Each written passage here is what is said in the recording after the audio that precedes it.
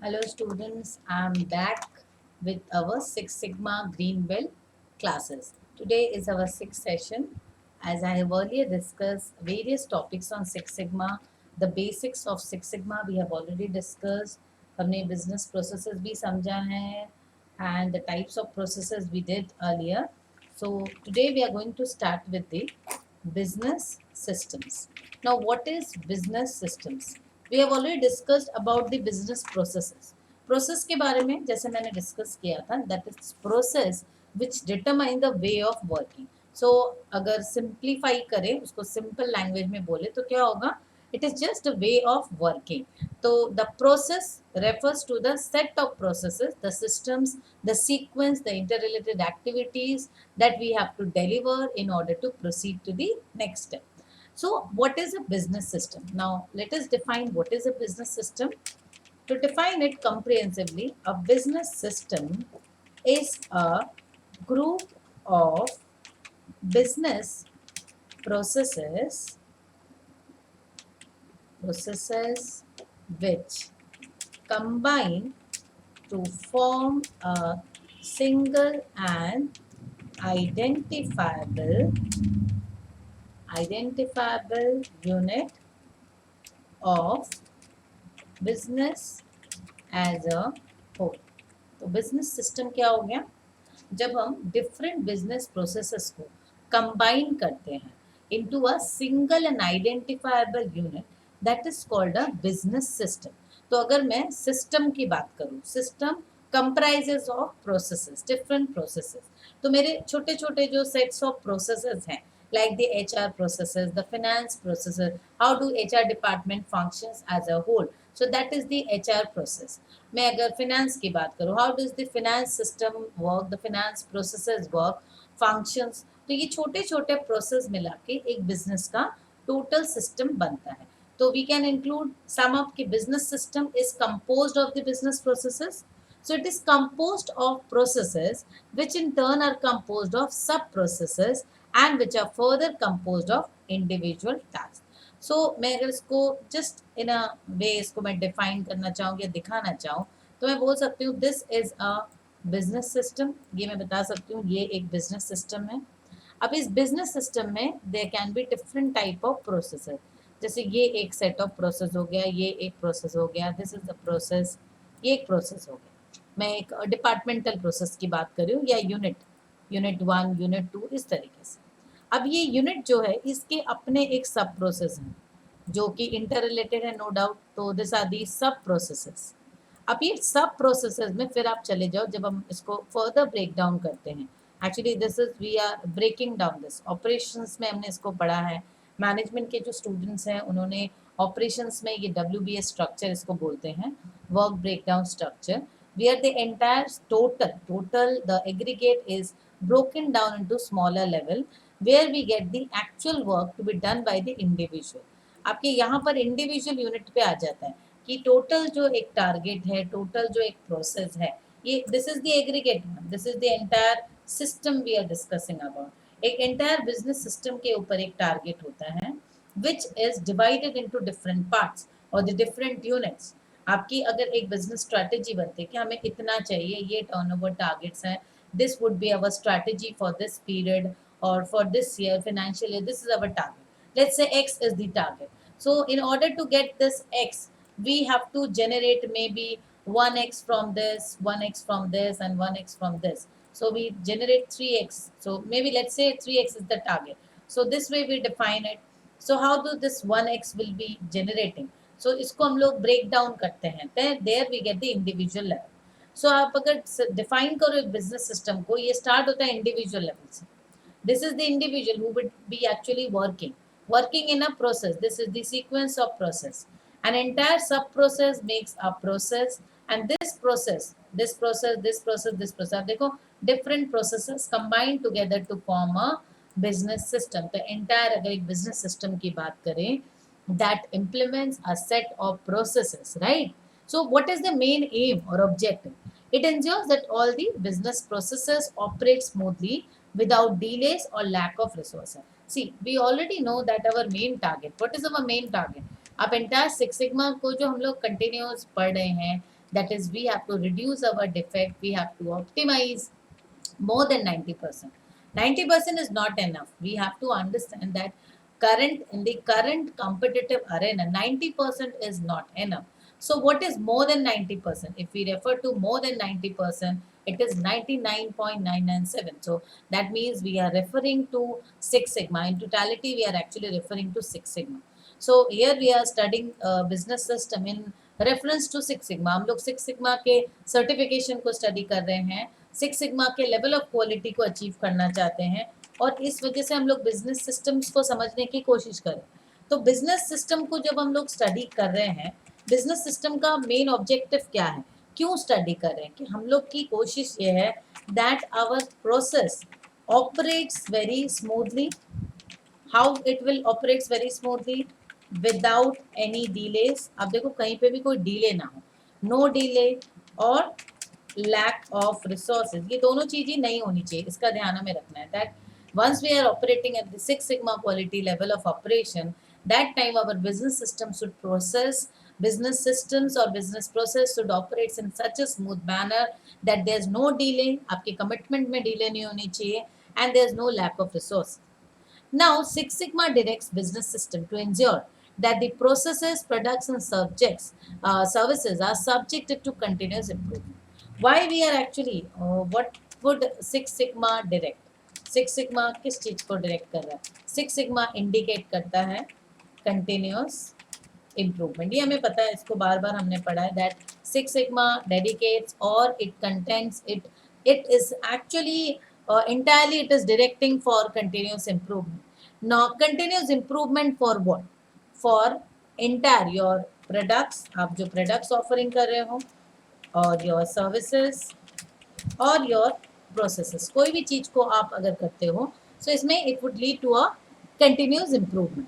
Continuous improvement कैसे होगा? As we have already discussed that we would be using statistical processes. We will be using statistical processes in order to go with this targets, or in order to achieve this target. We are willing to achieve a target of continuous improvement. Now how we are going to achieve this continuous improvement target? Continuous improvement करेंगे कैसे हम लोग? इसके लिए we are using statistical process. Now we know that statistical process is totally based on our data collection. Entire चीजें ही होती है हमारी डेटा कलेक्शन को लेकर. तो इसमें कैसे होगा? First is data collection, analysis of data. आप देखो data collection, analysis of data and interpretation. इसलिए हम लोग देखो सिक्स सिग्मा के जो येलो बेल्ट लेवल पे हैं, येलो बेल्ट लेवल पे हम लोग पूरी तरह से स्टैटिस्टिक्स जो है, basic statistics what ever is required in your quality control, वो हम लोग येलो बेल्ट लेवल पर ही पढ़ लेते हैं. सिक्स सिग्मा जब हम लोग ग्रीन बेल्ट लेवल पे जाते हैं तो वहाँ पे उसकी इम्प्लीमेंटेशन होती है. तो येलो बेल्ट पे आपने कंप्लीट किया तो statistical process. Normally, we know that statistical process refers to data collection, analysis, interpretation, and finally the decision process.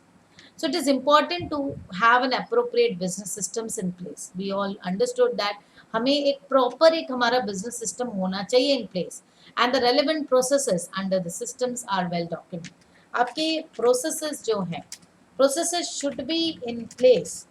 ये तो हमें पता है that it should be in place, but that processes should be well documented as well. ये documented की बात हम क्यों कर रहे हैं? अगर कोई भी चीज़ documented होती है, then it is same for me as well as for you. तो क्या है, डॉक्यूमेंट होने से वो एक स्टैंडर्डाइज हो जाता है, मेरे और आपके लिए कुछ अलग सा नहीं होगा, right? The documentation of the processes must be done in such a way that every task, activity and the sequence are taken into account. Proper execution is planned for in the business system. आपने एक business system बनाया, अब उस business system को बनाया तो हमने क्या किया? हमने प्लानिंग किया. अब प्लानिंग करके उसको इम्प्लीमेंटेशन करना है ना, implementation and then the controlling. PIC, ये मैंने अर्लियर भी डिस्कस किया था, this stages that is planning, implementation and controlling. Now PIC में implementation is very important. So implementation में हो सकता है आज मैं एक मैनेजर हूँ, कल मेरी जगह कोई और रहेगा, बट द प्रोसेस, ये जो प्रोसेस है, may be from this to this, the project cycle may be like this, it's working like this. Project cycle हमारा ऐसा है, ये बना हुआ है हमारा इस तरीके से. in order to reach this target. आपके प्रोजेक्ट का साइकिल इस तरीके से बना है. तो process is broken down into the stages. So ये जो स्टेज है या जो प्रोसेस ऑफ इम्प्लीमेंटेशन है, that should be same. either I am the manager or anyone else is the manager. So if the entire system, entire process, individual task, each and every unit, each and this small boxes I am referring here is the activity. Each and every activity is appropriately placed in a proper sequence and documented well. तो क्या होगा? Anyone can apply it smoothly, right? So this was about the business system. This was all about the business system. Now let us go to the next topic. The next topic is process control. What is process control? Process control का मतलब क्या है?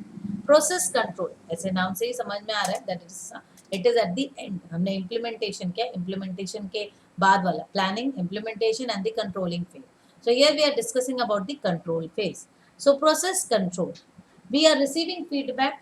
Feedback received from processes is used for the process control, thus focusing on the input and output of the process for data collection. So हमारे इस stage में ये जो data collection का जो स्टेज है, डेटा कलेक्शन का जो फाइनल स्टेज है, that is the analysis of the data. At that analysis and then the interpretation.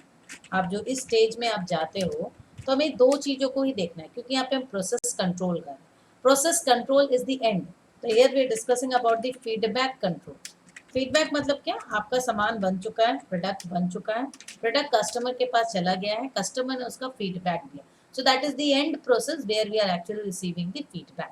तो जब हम फीडबैक की बात करते हैं तो यहाँ पे दोनों चीज़ों पे ही हमें ध्यान देना, the input and the output.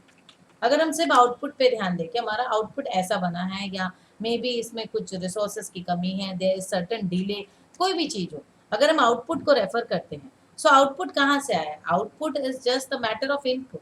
whatever I have given in input in the process, the raw material, the sequence of working, the processes in which we work. So input is the only thing which provide us the output. So if I am only focusing on the output, I cannot control the entire process.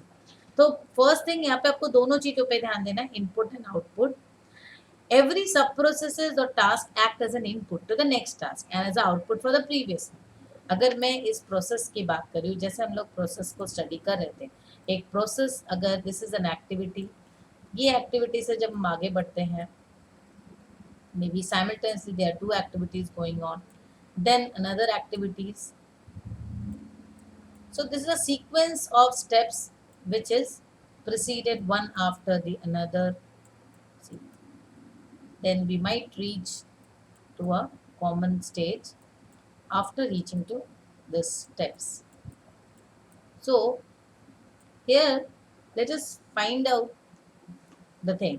देखो ये input है ना, हमारा input दिया, this become, this is the input. हमने input generate किया यहाँ पे, इससे ये हमारा प्रोसेसिंग हो रही है, यहाँ से ये आपका आउटपुट है. ये जो आउटपुट है, this is the again the input for the next stage, this is the input for this stage. अब यहाँ से फिर प्रोसेसिंग होगी which will the output for the input for the next stage.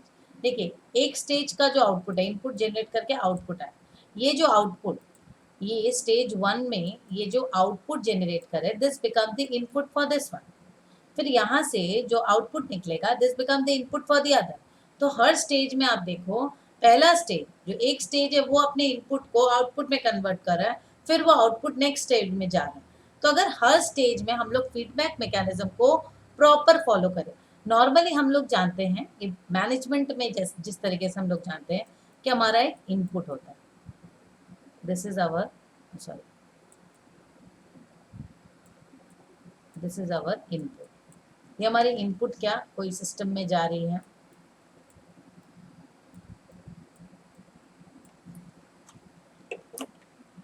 Input is going in a system.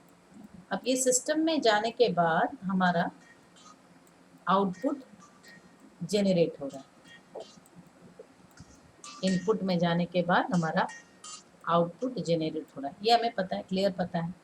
तो ये जो input से system में, दैट इज इनपुट, हम जो भी रॉ मटेरियल्स या जो भी दे रहे हैं, men machine material, money, whatever we are giving it as input, ये चीज़ें प्रोसेसिंग हो रही है. सिस्टम में, राइट। अब यहाँ से आउटपुट निकल, अब ये आउटपुट से हमारा फीडबैक जा रहा है। फीडबैक किस लिए जा रहा है? इनपुट के तरफ।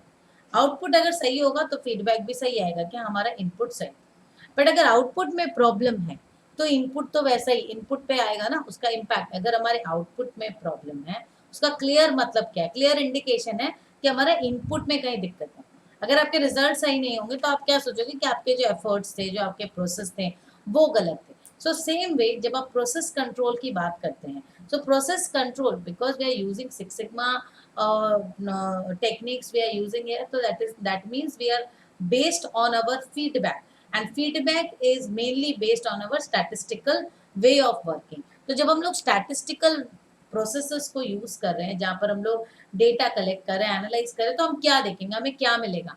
जब हम प्रोसेस को कंट्रोल करेंगे तो हम लोग को दोनों चीजों को, दोनों फैक्ट्स पे, दोनों चीजों पे ध्यान देना। That is our input and output. हमारा जो आउटपुट है that is the process or that is a function of input. ये हमें पता है that our output is totally based on our input. So we have to achieve an optimum, we have to reach to an optimum state whereby we have to optimize our resources usage by process through keeping quality output. What we have to do is that we have to achieve an optimum level of resource utilization. But again आप देखोगे कि economics यहाँ घूम फिर रहा है। आप बोलोगे मैम फिर से घूम फिर के आप इकोनॉमिक्स में आ जाओगे, तो अब एक्चुअली इकोनॉमिक्स हर जगह पर ही है। जब स्टैटिस्टिक्स है तो इकोनॉमिक्स भी संग में रहेगी। So we what we wanted to achieve, हम लोग जब प्रोसेस कंट्रोल करेंगे, हमारा मेन मोटिव क्या है? प्रोसेस कंट्रोल करना मतलब we have to optimise the resource utilisation. This is our main objective और मेन एम। तो ये किस तरीके से होगा? हम लोग ऐसे प्रोसेसेस को यूज करेंगे जिसके द्वारा अपनी क्वालिटी जो है, क्वालिटी फोकस्ड, हमारी क्वालिटी बिल्कुल एकदम टॉप मोस्ट प्रायोरिटी है। प्रोसेस अच्छा रहेगा, प्रोसेस स्ट्रांग रहेगा, क्वालिटी अच्छी होगी। तो इसमें हम लोग क्या कर सकते हैं? अपने ऑप्टिमाइजेशन ऑफ रिसोर्स यूटिलाइजेशन जो कर सकते हैं, ऑप्टिमाइजेशन ऑफ रिसोर्स यूटिलाइजेशन कैसे करेंगे? एक अपने फीडबैक लूप को यूज करना है। फीडबैक लूप जो मैंने अभी दिखाया कि हम लोग कलेक्ट करेंगे data from the various processes, और वेरियस आप जितने भी इंटरमीडिएट जो स्टेजेस हैं सारे को यूज कर रहे हैं, so that we can apply the improvisation. अगर कहीं पे इम्प्रूवमेंट की जरूरत है, देखिए अगर हम लोग हर स्टेजेस में अपने फीडबैक लेते चलेंगे, इसको मल्टीपल कंट्रोल्स भी बोलते हैं। मैनेजमेंट लेवल पे इसको बोलते हैं मल्टीपल कंट्रोल। हर लेवल पे अगर हर स्टेज में स्टेज वाइज आप कंट्रोल करते जाते हो तो फीडबैक लूप उसी को बोलते हैं। आप फीडबैक करते जा रहे हो, हर स्टेज में डेटा कलेक्ट करते जा रहे हो और वहां से आप अपने फीडबैक देते जा रहे हो, तो आप अप्लाई कर सकोगे जहाँ पे भी इम्प्रूवमेंट की जरूरत है। Now you may have to redesign the process. कहीं कहीं पे आपको लग रहा है कि आपके फीडबैक अच्छे नहीं हैं, या अगर रीडिजाइन करने की जरूरत है, then you may have to redesign the process for data collection, analysis and improvisation as a part of the process. You may have to redesign, आपको कहीं कहीं पे क्या करना पड़ेगा? रीडिजाइन करना पड़ेगा। क्या रीडिजाइन करना पड़ेगा? Redesign the process for data collection, analysis and improvisation as a part of the process. तो आपको ये इम्प्रोवाइज करना है। फीडबैक लूप से हमें क्या फायदा हो रहा है? फीडबैक लूप से हमें सारे information, we are collect the information, we are collecting the information, that way we are using this information for improvement. Improvement, हम इम्प्रूवमेंट्स कर पाएंगे। इम्प्रोवाइजेशन जिसको बोल रहे हैं हम, इम्प्रोवाइजेशन अगर करेंगे, इम्प्रोवाइजेशन करेंगे कैसे? उसके लिए हमें ये रीडिज़ाइन पे फोकस करने की ज़रूरत है। That means we have to redesign the process on a continuous basis. A real time feedback will initiate improvisation quickly. तो अब यहाँ रीडिज़ाइन तो हमने देखा कि रीडिज़ाइन, अपने प्रोसेस को रीडिज़ाइन करो, इम्प्रोवाइज करो, and for that we require real time feedback is very much required. Real time feedback अगर हमारे पास रहेगा, then we can improvise on it like very well. Tools like control charts helps in data collection and analysis as well, right? We will be doing the next topic, that is transfer function. Transfer function हम लोग next class में करेंगे। Till that आज मैं इतना तक ही रखती हूँ। We have done with the business system and process control. You are going to get questions from this sections as well. MCQs में questions आएंगे आपके एग्जाम में। So best of luck students, whoever is preparing for Six Sigma Green Belt. Thank you. Have a great day.